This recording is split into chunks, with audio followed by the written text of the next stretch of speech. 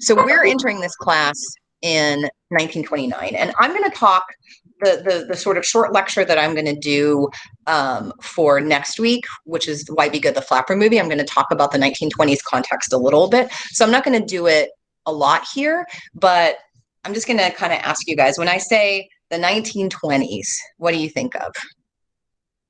I know there's some answers down there, but what do you think of? 1920s, what comes to mind?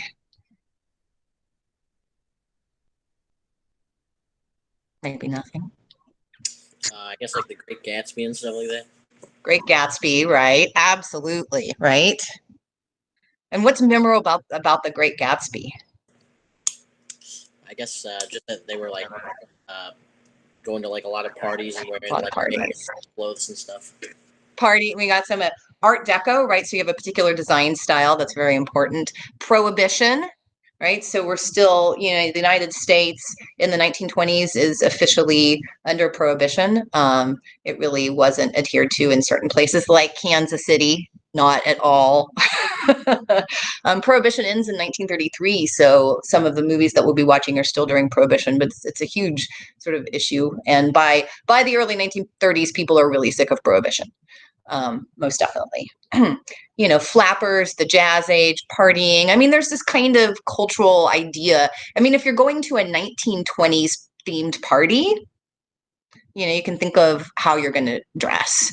Like the headbands with the feathers and the flapper dresses with the beads and kind of the suits with that kind of, bulkier cut and trimmer waist. And there's a definite sort of aesthetic to the 1920s that we associate with a definite fashion. And also the idea of the flapper, which we'll be talking about more next time. But this idea that, the 1920s are really viewed as this kind of prosperous and lively decade. We call it the Roaring 20s, the Jazz Age. So this is the decade before the Great Depression. And it's also this time where there's a lot of sort of surface, but also some deeper liberation for women too. I mean, it's visual in the sense of things like bobbed hair and shorter skirts and women smoking. Oh my God, not that, and driving cars, right? And but also, kind of, even though there is prohibition, it's known for partying, it's known for jazz music. But from our perspective, this is a film class, going to the cinema is also in the 1920s becomes a main leisure activity. So this isn't really a class about the history of film, but film itself as an entertainment medium, really, you can think of the late 1890s even as people are going, and the short films are starting to be incorporated into mass entertainment. You go to a vaudeville show and see a little film, but definitely by kind of the mid 19 teens, you have the solidification of like the narrative film, kind of that 60 to minute to 2 hour telling a story film. So that even though this is the silent era, right, there's not synchronous sound in music, there is maybe musicians playing, or by the later 1920s, there is kind of a synchronous, often record that's being played too in coordination with the film. But cinema is becoming incredibly popular in the 20s. And also the advent of Hollywood stars and celebrity culture and fan magazines and all of this kind of stuff, that's going on in the 1920s in concert with the jazz age. The 20s also are about rising economic prosperity, growing middle class, increasing kind of urbanization, people moving to cities, and also a lot of consumer spending. So people are buying cars, and they're buying like all sorts of new kinds of consumer goods on installment credit, which is a bad thing later for the Great Depression. But they're buying things like automobiles, and later into the 30s, radios and furniture and household appliances and phonographs, which are record players. And so, it is 100 years ago, but there's a lot that's very modern about the 1920s. And by the 1920s, too, is when, for the first time in U.S. history, more Americans, over 50% of Americans, are living in urban areas over rural areas. So, and people are starting to own their own homes. I mean, not as much as later, but it's really kind of this viewed as this prosperous decade, consumer spending driven decade, the advent of a lot of these kind of of new technology, or not new, but technologies like the automobile, which increases mobility, right? People can get around all over the place, as well as these technologies of mass culture like cinema. So the 20s, there's kind of this crazy decade of perceived prosperity and partying and, all of these old mores being called into question. And then in 1929, what happens? The fall of 1929, October of 1929. Anyone? Big event in American history? Yeah, Kate? Black Tuesday, was it? The stock market crash. So stock market crash, right? Yeah, absolutely. And again, this isn't a class about the history of the Great Depression. The Great Depression doesn't immediately start when the stock market crashes. It takes about a year for it really to filter into the rest of the economy. But you have the advent of the Great Depression, which is the most devastating economic crisis ever suffered by the United States. Although maybe we'll win eventually in the 2020s. I hope not. I hope not.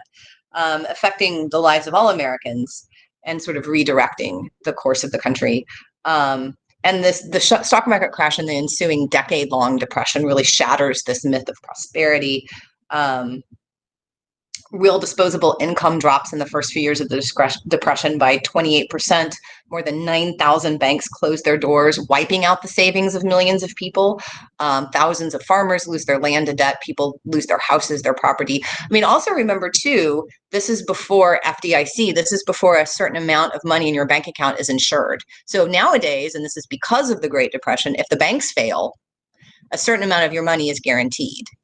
In 1929, 1930, the banks fail, they go under, your money's gone. Which is why my grandparents' generation didn't trust banks and put it under the mattress. So, unemployment in 1929 is 3%, and at its height in 1933, it's 25%, with another 25% of people underemployed. In other words, maybe they're only working a part-time job or something today that we would call part of the gig economy, even if they want a full-time job. And obviously, too, these numbers of the economic impact of the Great Depression, just like today with the COVID recession, are much higher for marginalized peoples, racial minorities, people of color, that sort of thing. So the period in which we're watching these films is a period of prolonged economic despair that is in place for a decade. Right? And even if you have a job, even if you were able to hold on to your job, there's this sense of precariousness that even if you are still sort of holding on to the middle class and you still have a decent job, you could lose it tomorrow. So there's that kind of, psychological, even for people who were still economically doing okay, there's like this psychological precarity that's always there. The sense that you could lose your job any minute. And, this creates profound questioning of a lot of the foundations of American society. There's questioning of capitalism, there's questioning of democracy. How extensive should the role in government and society be? I won't go too much into the New Deal, but one of the things that you get in the 1930s as a response is an extensive set of government policies to try to government intervention in the economy to try to address these kinds of this economic devastation. So you get the origin of Social Security and unemployment insurance and all of this kind of stuff. Yeah, trying to go fast, you guys. And there's also a lot of political extremism during this time. So in times of sort of deep, long-lasting, pervasive economic crisis, when people are questioning all of these foundational myths like the American dream and pulling yourself up from your bootstraps and all of this kind of stuff, that those things all of a sudden become unrealizable. I mean, we can question sort of them from the very beginning. These are sort of myths that America is built on, but there's a lot of sort of people who become disillusioned in American culture, American politics, American society. So you have dissent from the right. You have sort of a lot of proto-fascist movements that are popular in the United States. And you also have a lot of left-wing radicalism that had been even popular in the early 20th century.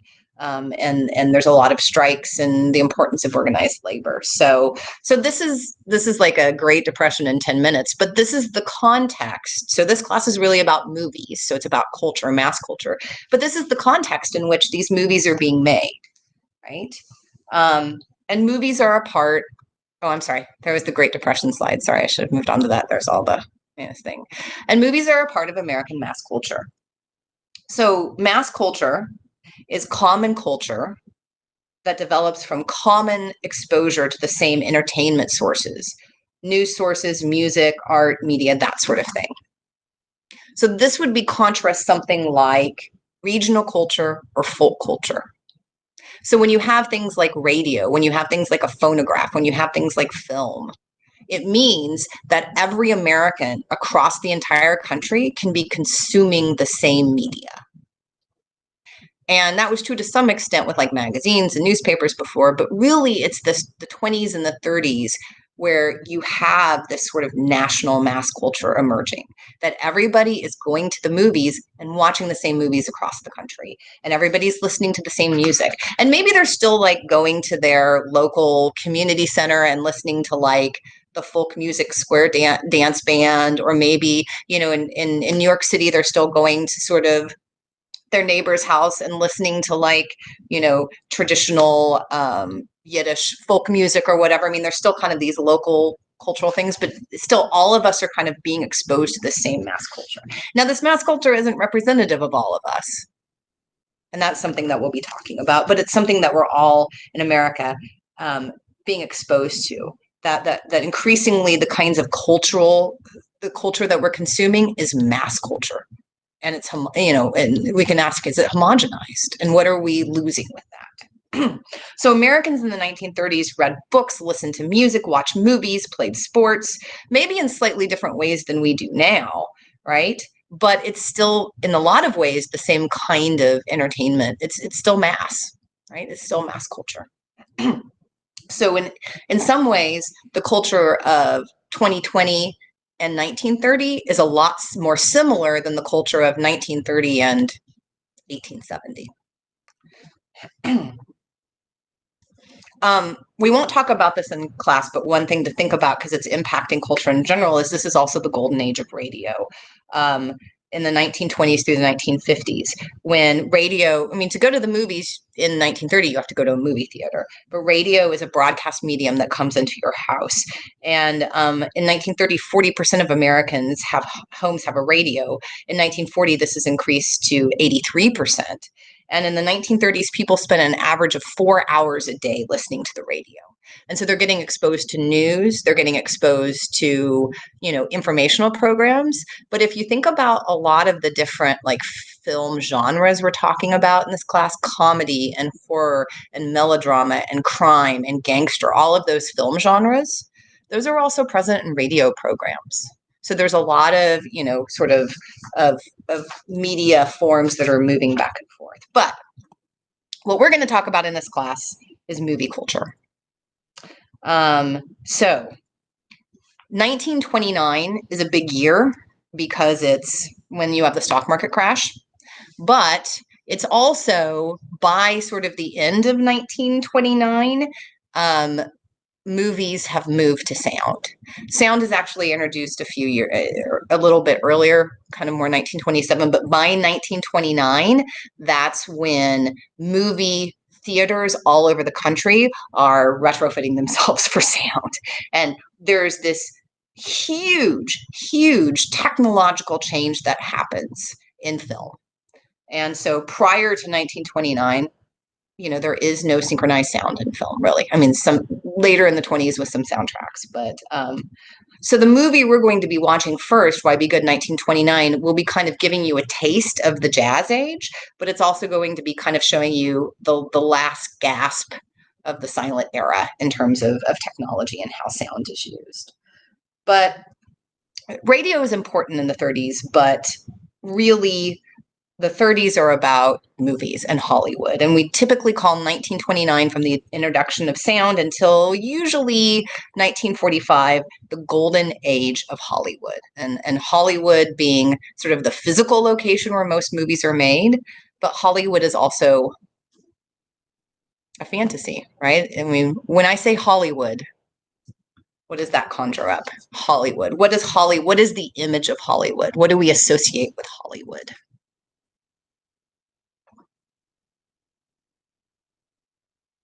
What's part of the allure, the fiction, the image?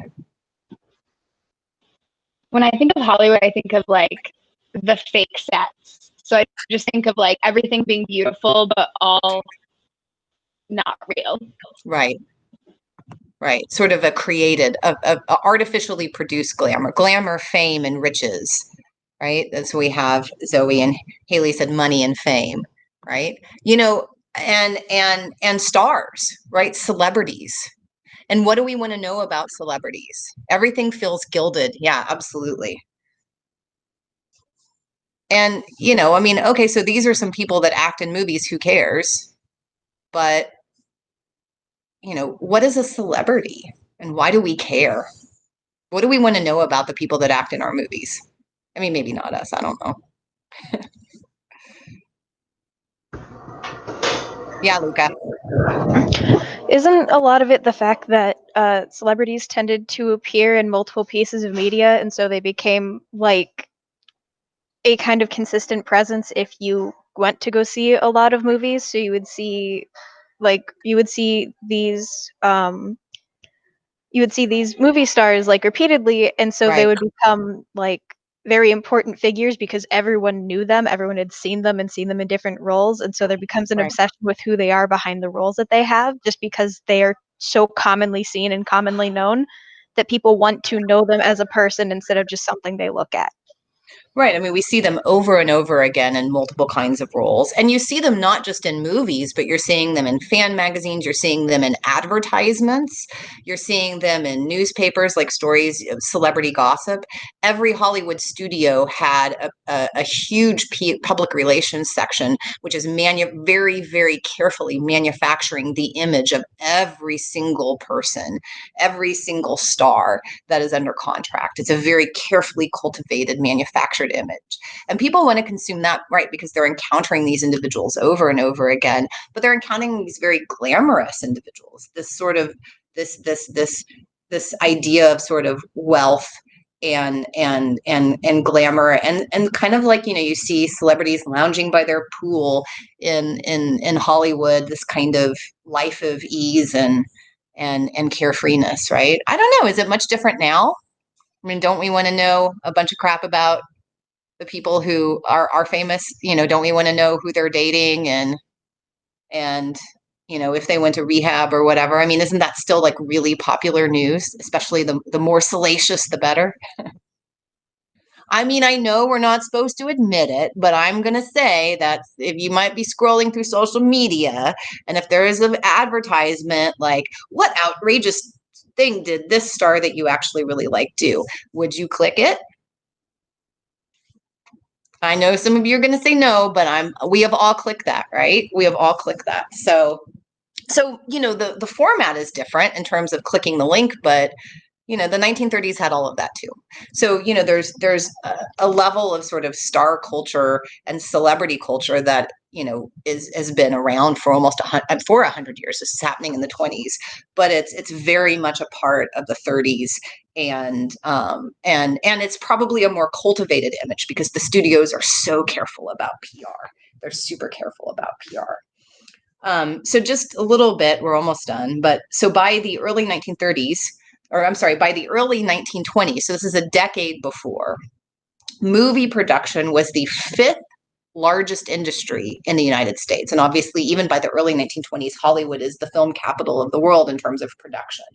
In 1925, 50 million Americans are attending the movies at least once a week out of a population of 115 million. So 50 million out of 115 million. So a little less than a third of all Americans are going to the movies once a week in 1925. In 1930, it's 110 million out of a population of 123. So like 90, over 90% in 1930 of people are going to the movies every week. At the height of the Great Depression in 1933, it dips a little bit. But even in 1933, 60 to 80 million people at the height of the Great Depression managed to scrape the money together to go to the movies each week. Now, what about today? Now, this is a pre-COVID statistic. So I'm going to say that the percentage of people going to the movies is a lot lower now because we can't go to movies. Well, I guess what have movie theaters reopened in Kansas City? I don't know. I'm not going. A couple years ago, and this has been true since the 1960s, less than 10% of all Americans go to the movies once a week. And that's probably nowadays, that's like my parents. That's like the baby boomers. You can get that card, the discount card, that sort of thing. So, movies are obviously important to us even now, but we consume them quite differently. We consume them very, very differently.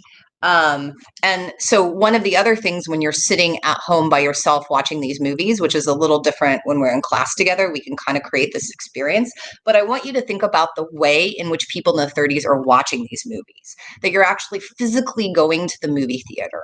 And a significant portion of the population is going and watching these movies, going to the movie theater every week. This is a tremendously important, not just consuming the media, but it's a social event. Right? It's a social event in the middle of the Great Depression. So that you're not just watching a single movie, you're going to go sit in the movie theater for a few hours. You're going to see newsreels, you're going to see cartoons. There's an intermission so you can get up and get snacks. A lot of people would see like a double feature so you can sit in the movie theater all day because it's the middle of the Great Depression. And if it's summertime and you're out of work and you don't have air conditioning at your home, but your movie theater just put air conditioning in, what are you going to do? Go sit in the movies all day, right? Go sit in the movies all day. I mean, obviously, too, the seats are relatively comfortable. They have air conditioning, theaters do before anyone else does, and they're a lot more formal. So ushers are escorting you to your seats. A lot of movie theaters are kind of these opulent spaces with a lot of sort of grand decor and sort of velour curtains and, different themes. And, there's like a lot of think of the famous theaters in LA, the Egyptian, the Chinese theater. They have kind of these decor themes. They're these very opulent spaces where regular people can go in and feel like they're having this kind of opulent experience. Now, of course, we have to be very clear about who can be there, right? So there's in the South, there's actually racial segregation in the sense of theaters for white people, theaters for Black people.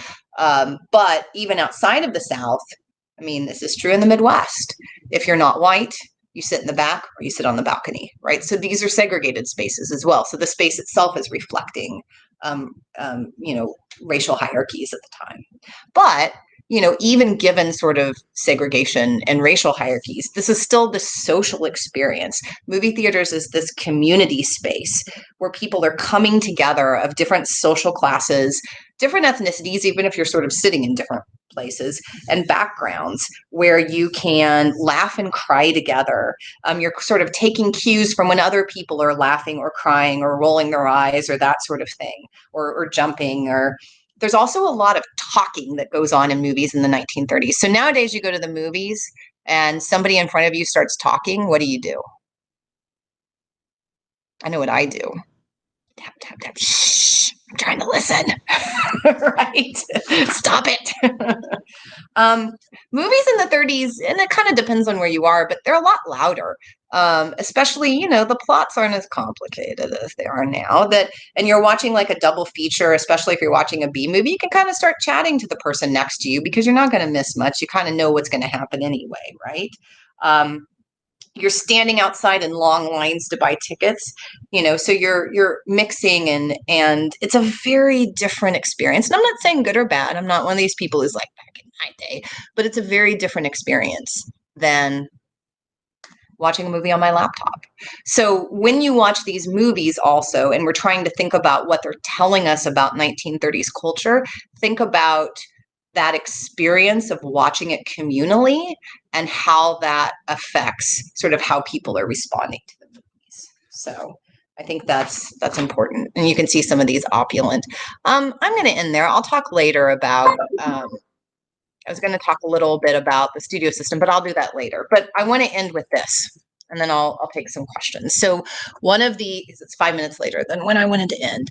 So one of the things we're going to keep coming back to over and over in this class, and I want you to think about this quote, is there's this sense that Depression, mass culture, Great Depression, mass culture of the 1930s is all about escapism. I mean, there's some like serious movies, and we'll be watching a couple serious movies, but there's the sense that overwhelmingly that what people wanted was escapism, frivolity. They wanted to do something that would distract them from their troubles.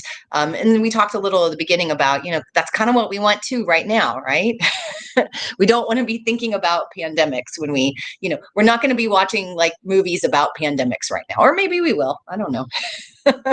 But I think that's a very surface reading.